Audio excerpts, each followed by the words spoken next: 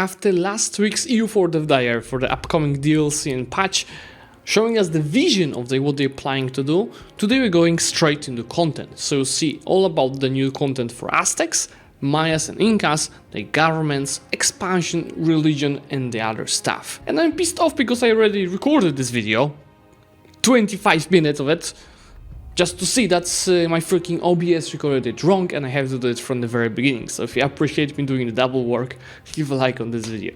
So first of all, we're getting information about the trade change in the Central America. You see there are like 12 trade centers that will be in the new patch. Well, if you compare it to 4 trade centers in the old map, it's an insane increase and it should help keep more of the trade power in this node. Besides that, a few chosen provinces will also get source of obsidian, local modifier for only Mesoamerican trade group, that's giving you plain +1 of land force limit. Your starting ruler Moctezuma is getting legendary conqueror, which is years of separatism shock damage, really nice, and it's mostly interesting for how AIs are gonna handle it, because the legendary conqueror trait should make the AI be more desirable to conquer their neighbors, be more likely to start wars and less likely to spend money on the internal stuff. Also, Aztecs will now start as an empire, not a kingdom. At the same time, they don't want the Aztecs to be so centralized early on, especially the AIs, so you're gonna start with the estate privilege called the Triple Alliance, which is increasing your income from vassals and vassals force limit contribution, as well as decrease the liberal desire, but at the same time you're gonna lose an insane amount of the gov capacity, so it's gonna be really hard if you like to expand just for your own lands. This is how big the mission tree is, and it's insanely big. I think it's the biggest that you'll see today, and let's compare it to what you have in the current patch. There's no comparison, that's the answer. So this mission tree is gonna be split into 3 big chunks, where first one is all about the conquest of your region, second part about your government and religion, while final part about economy and military. So starting about the conquest path, it will be of course mostly featured by a lot of perma-claims on your region, but an interesting approach that they are trying to do here is that you're not gonna get perma modifiers, which is really good. I mean, perma modifiers are great, but they're also OP. They're not gonna get modifiers for a set amount of years, like 5, 10, 20 years, but they want to focus on getting modifiers to your starting ruler, so Moctezuma. He starts 23 years old. They're saying that he's gonna receive also a bigger longevity, so he'll be less likely to die early on. And in exchange, while doing these missions, you can get an insane stuff like vassal force limit contribution, monarch points from the tributary states, because you'll be able to have tributary states here, upgraded buildings, liberty design in the subjects, yearly doom reduction, 0.25 is good, lose doom by flat, increase the military stats of your ruler and get another vassals force limit contribution and income from vassals, increase the admin stat of your ruler, increase the diplo stat of your ruler, and admin again, while getting another income from vassals, another more points from the tributary states, and liberty design in the subjects. So all of this combined should make your early game really strong to unite the whole region, and it's good, because it allows you to build up an empire ready to face the Europeans. So moving to the second part. Second part, you see it's featuring blood, about which we'll talk a bit later, but again, more modifiers through subjects, like decreasing the liberty desire by flat 20%, or a choice what to do with the Triple Alliance privilege. Should we keep it? Then if you keep it, you're gonna not get -100 flat gov capacity, and it's gonna be -25% instead of -50%. Or you don't want to keep it, you're gonna lose all of the positive modifiers and also increase the amount of the crown land that you're having. So what it is about the whole blood? So blood is kinda government points that you're getting, up to 100. You can get it by being at war, killing people in the battles, building temples, or exploiting development. Then you're gonna lose it from being at peace or destroying the temples. See that at max you're gonna get more of armies 10% and 20% of empowering your culture group, so it might be worth to focus on converting the provinces to your own culture. Then you have got 3 interactions for the government. First one is the Nahuatl deities, which is costing you 15 blood, and that will be allowing you to choose a deity. One of the 3 of them. First one of them is co-crushing and aggressive expansion impact. up to these numbers at 100 of blood. Second choice is 20% construction cost, another bonus to your primary culture because for the dev cost. Or the third one being national unrest and missionary strength. The third one seems to be the weakest, but if you think about it for a certain type of the gameplay, it's still a really decent modifier. Second option is gonna decrease your doom and give you different modifiers depending on what diet you chose earlier. So it could be stab cost and monthly autonomy change and admin mana, if you probably chose the expansion one, but could be different for the other two choices, we just don't see it here.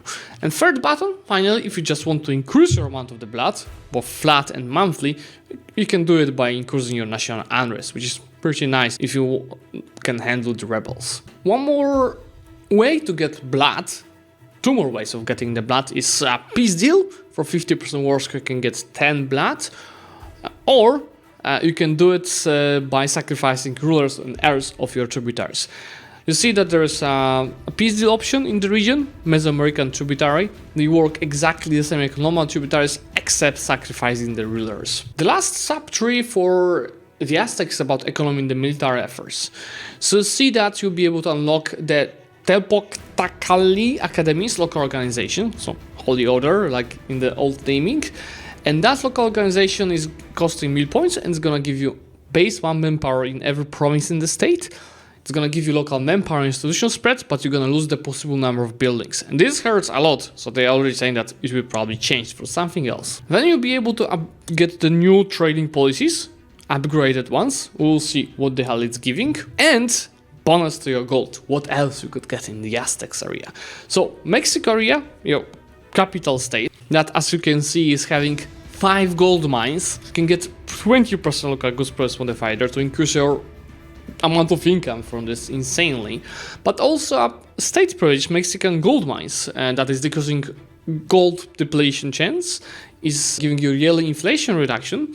While at the same time every owned province in Mesoamerica is gonna get flat 0.5 goods produced, which is insanely good, especially in early and mid game. One bad news here is that only Aztecs from now as nations are getting the mission tree. All the other countries will have to conquer the Aztecs to obtain their mission tree. Now the question is, all of the modifiers for your ruler, is it locked to Moctezuma, or you can click it for any ruler and just give bonuses to this specific ruler? So could I give 5 different bonuses to 5 different rulers, meaning that first bonus for first ruler, second for second? I hope so, because if Moctezuma dies, that's unfortunate. So as for the Mayans, they'll have a basic mission tree, the minors, as you see here, and once you unite the Maya nation, you're gonna upgrade this mission tree. So this is all about getting through your reforms and forming Maya. They mentioned that this couple of missions, I think this 3, they can be clicked multiple times after every reform, giving you more and more bonuses. Which is an interesting way, because I don't think it was used before in vanilla. This has changed also how you form Mayans. Before you had to go through all of the religious reforms, all 5 of them.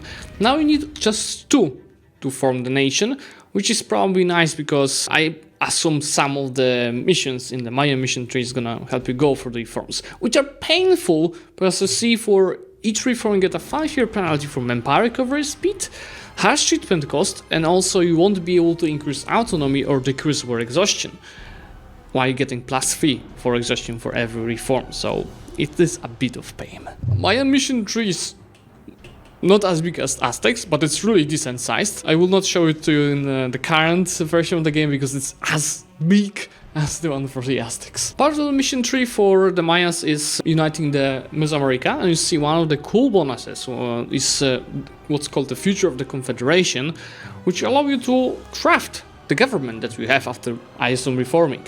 Will be a monarchy, so a Mayan confederation, maybe divine kingdom, maybe a republic, so an oligarchy, or a theocracy as a clerical state. What's interesting, you also have a privilege that is decreasing the death cost in the jungle provinces by 10%. Keep in mind jungle is plus 35%, and for a mission we can increase that bonus to minus 30%. So in the end you'll still have plus 5% death cost in the jungle, but it's still 30% cheaper than the other nations developing on the jungle, which is super nice and I love it. maybe a bit OP, but we've seen other nations having this bonus as well for different terrain types, like Arabia, I think Sweden, and even Persia had this. But yeah, let's move straight into Incas. First of all, the Incas ruler is also starting with legendary Conqueror trait. His stats were just decreased, not Incas, but Cusco's leader, from 546 to 435. And you see they also have a pretty nice mission tree for Cusco itself, which then evolves into a much bigger mission tree for the Incas once you form it. A few highlights from the Cusco mission tree: you have an access to Special Merc Company that does not cost you force limit, meaning that you have 16 force limit and 16,000 manpower troops, and then you get this Merc Company, essence like 4,000.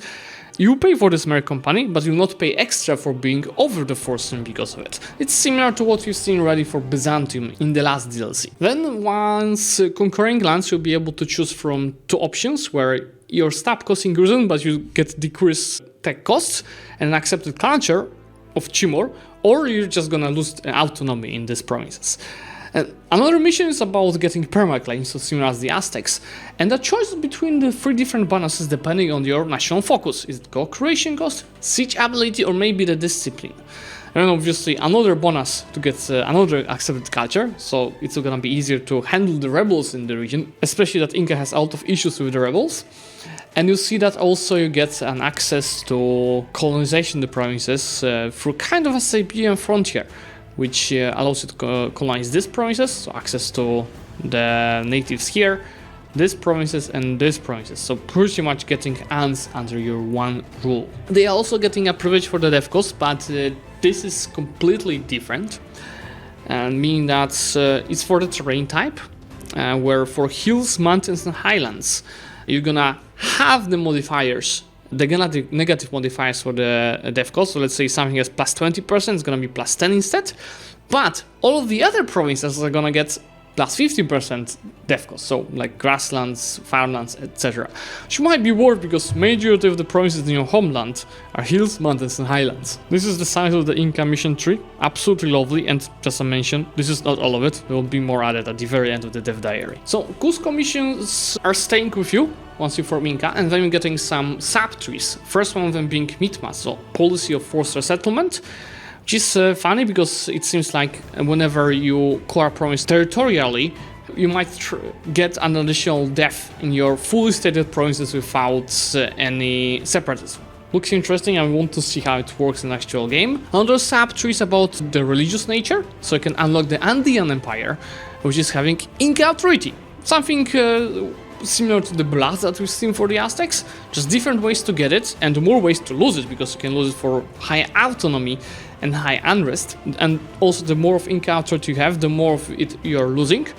So in the end, at the max, you're gonna get stuff like 25% morale damage, seems crazy good, as well as cost of advisors with the rulers region, minus 25% is also really good. As for the buttons coming from the government, you can increase your Inca authority by paying power points, paying stability and stability of your country in general, or you can get additional stats for your ruler, as well as cooperation costs and the years of separatism by clicking it. You also see there's something like mummified rulers mentioned. So they give you some historical background that once the ruler died, they were mummifying him and he was still present, you know, in the various councils of the country.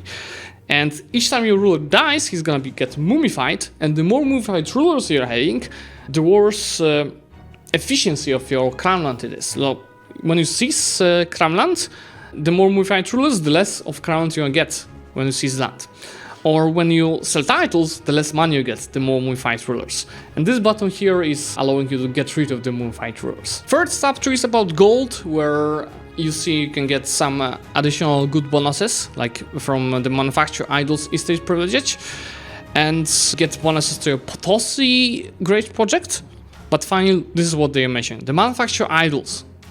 So you can decrease the amount of income you're getting from the gold mines, but in exchange you're getting yearly authority +1, translated to faith, and cost of advisors for the rulers region again. The last sub-tree is focusing on developing your lands and your military. So for example, you have a special mercenary company with morale and shock damage received -20%, but also making generals from the Eastern privilege having more shock and maneuver. getting friendly movement speed in your local lands, which is super helpful because it's pain to fight in these lands, as well as getting construction costs and supply limits. Yeah, supply limit is definitely helpful in the mountains, etc., to make it more efficient. But yeah, this is what I mentioned. All the countries that we discussed today, we also get a special part of the mission tree for the Sunset Invasion. All of these missions, which allows you to get, for example, a Sunset Invasion Casus Belli, Western Europe and Maghreb. Ideally also, I think it will be general in Europe and Asia, from what they mentioned, which is decreased province war score cost. You see also you can destroy different monuments and change your unit types to High American, which are pretty much the best in the game. But yeah, this is all for today, guys. If you do enjoy this kind of the videos about the dev diaries, remember to leave a like on the video and subscribe to the channel to get notified more. Bye!